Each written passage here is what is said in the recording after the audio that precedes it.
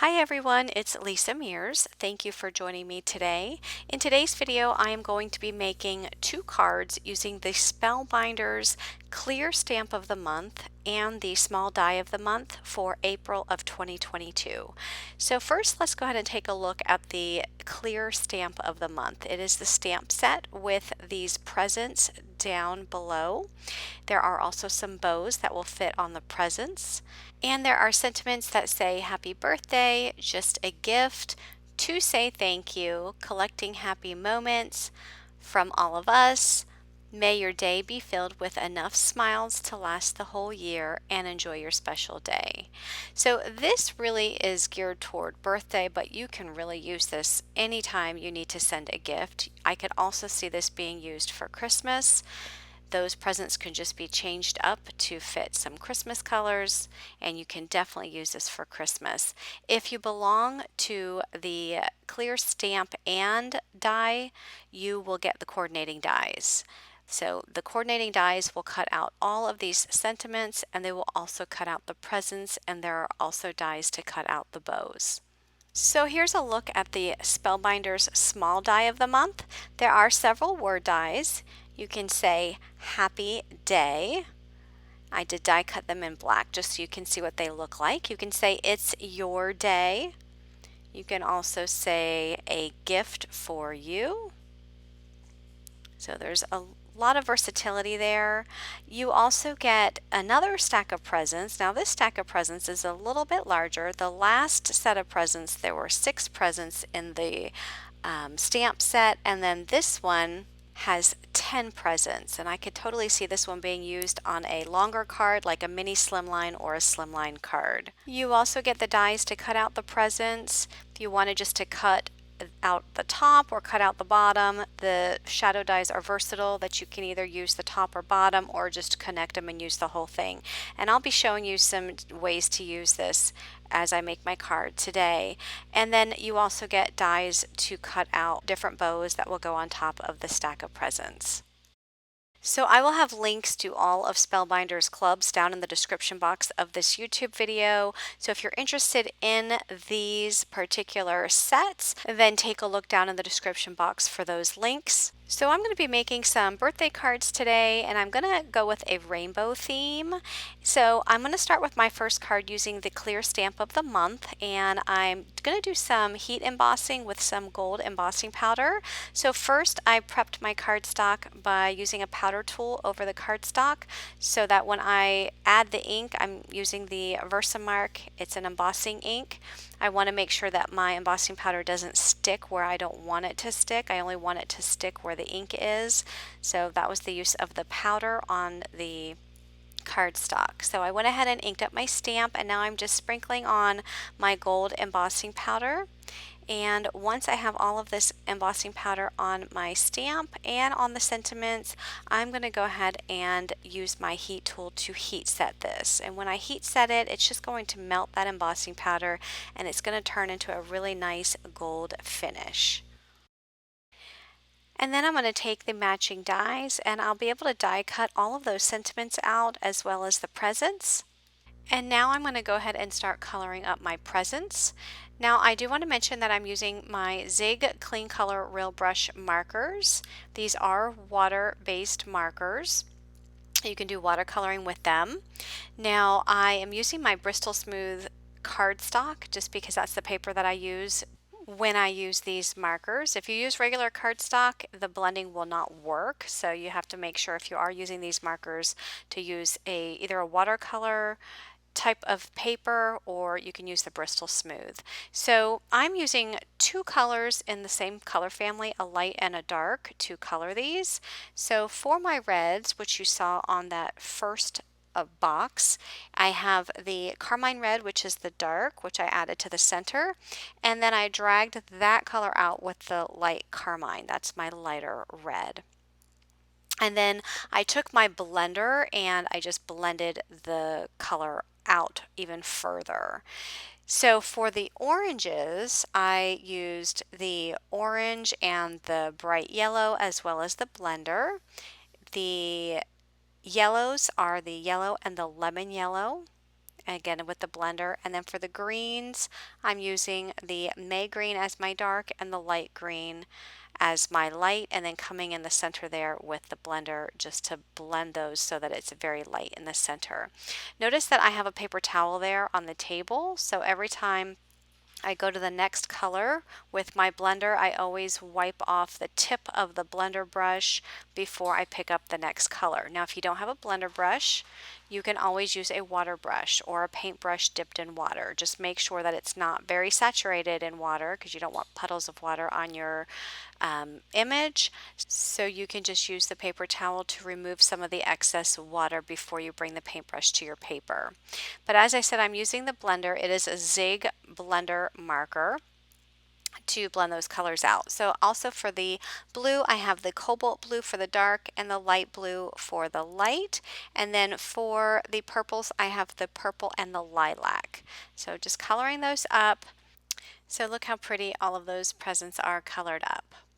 So next I'm going to take a piece of white cardstock. I cut this down to 4 by 5 1/4, and I'm using a stencil from Simon Says Stamp. This is the Fading Tiny Dots stencil, and I'm just lining this up with my paper. I'm going to use some magnets here to hold this down, and I'm going to use a lot of the same colors but in inks to color up these dots on the stencil. So what I'm doing is I'm just putting the presents here. I'm just using this for placement to kind of see where I want my inks to go when I start inking up this stencil. So I just set it there at the bottom of the cardstock. So now when I take my ink blending tool, I know that I'm going to color the very left side in red. This is the Candied Apple Distress Oxide ink because I want the inks to line up with the same ink colors in the presents. So next I'm moving into the Carved Pumpkin ink, and that's going to line up with the orange present on that stamped image. Next I'm going to come in with the Squeezed Lemonade, and I'm not going to color the entire column of dots. I'm only going to color the bottom portion because when I add this stamp to my cardstock, only the yellow is at the bottom of the presents. So I'm only coloring up the bottom dots on the stencil, and then the top part of that same column I'll come in with the green. So this is the Twisted Citron Green Distress Oxide ink. So again, I'm just lining up the presents just to see where I need this green, and I'm going to follow that column all the way towards the top of the cardstock because that's just how the dots fall on that stencil. Next, I'm going to add the Mermaid Lagoon. That is the blue, and I'm going to just color up the next column of dots on that stencil with the Mermaid Lagoon Distress Oxide ink. And finally, I'm going to come in with the Wilted Violet, which is the purple ink, and I'm going to finish up the rest of that stencil and color that last column of dots. So now I'm going to go ahead and remove the stencil, and you can see all those beautiful dots on that background. So now when I add the presents to that cardstock panel, it's going to look like all of those dots are coming out of the boxes corresponding to the color that they are lined up with. So this stamp set also includes the bows for the top of the presents, and off camera I inked those up with the Versamark ink and added the gold embossing powder and heat set those. So I just did the 3 bows and added them to the top of the presents. And then I have the happy birthday I'm going to put at the top, and then the from all of us that's going to be at the bottom of the presents. I cut down a piece of the gold mirror cardstock from Spellbinders to measure 4 1/8 by 5 3/8. I did cut the center out using a rectangular die just so I could save the center piece. And then I'm going to add that gold cardstock to the front of an A2 size card base. I thought that adding the gold cardstock as a layering piece behind my card layer would help the gold in the stamps stand out. So I really like how it accents that gold in the stamp sets. So I'm going to go ahead and add the card layer right on top of that. And that will complete my card using the Spellbinders Clear Stamp of the Month. For my next card, I'm going to use the Spellbinders Small Die of the Month, and I'm going to start with an A2 size card base. My card base measures 4 1/4 by 5 1/2 when it's folded. but I'm going to open it up so that it's laying flat, and I'm going to take this embossing folder. This is the Spellbinders Big Dot Slimline embossing folder, and I'm going to just emboss the front panel of this A2 size card base. I'm just lining those dots there at the top with the score line on my card, and then I'm going to put that in my Spellbinders Platinum die cutting machine, and I'm going to put one plate on top, but I am going to add a shim, which is just a regular piece of cardstock. That will give it more pressure to have all of those beautiful dots onto that cardstock. And on the front of my card, I want to cut out the bottom shape of the stack of presents out of the front panel. So I have my A2 size card base laying flat on my table. It is open, and I put the bottom die. This is the bottom die for the presents, and I just lined it up there on my card base. Once I run it through my die cut machine, notice that the bottom shape of the presents is now cut out like a border at the bottom of that card front. And by the way, it's okay that the embossing folder did not emboss the entire card front, because I'm going to have the stack of presents at the bottom and it's going to cover it anyway. So now I'm taking a piece of white cardstock and I'm putting the two dies for the presents together.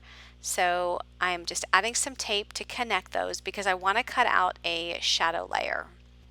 I ran that through the die cutting machine. You can actually see it there on the top left hand corner of the screen.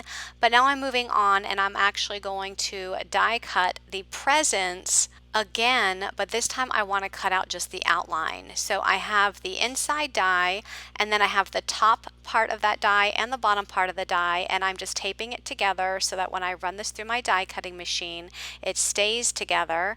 And then when it comes out, you're going to see that it actually cuts out the outline of those presents. So you see all of the lines in all of those presents.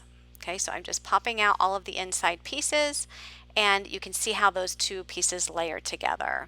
So what I'm going to do is I wanted to add some color to my stack of presents. So I'm just putting some adhesive on the back of the outline. I'm going to add it to the shadow layer, and I'm going to add some ink to these presents. Now, if you wanted to use your markers, you can totally do that, but I didn't want to use the markers. I wanted to use my ink. So I'm just taking some mini ink daubers and I'm adding all of those same color inks that I used in the previous card. So I have the Candied Apple, I'm going to use the Carved Pumpkin, the Squeezed Lemonade, Twisted Citron, Mermaid Lagoon, and Wilted Violet. Now the purpose of adding that black outline to the top is so that I actually know where to put my colors. If I just started coloring that shadow layer without the outline on top, I wouldn't know which ones are overlapping and how far I needed to go with my colors. So this kind of helps as a guide so that I know where to contain my colors for each of the box of presents. Once again, if you don't have any inks to do this, you can always use colored pencils, you can use markers, again using that black cardstock as a guide so that you know where to put the ink down. You can also die cut that shadow layer out of a colored cardstock. If you did that, you would end up with all one color of the present. So if you die cut it out of pink cardstock, all the presents would be pink.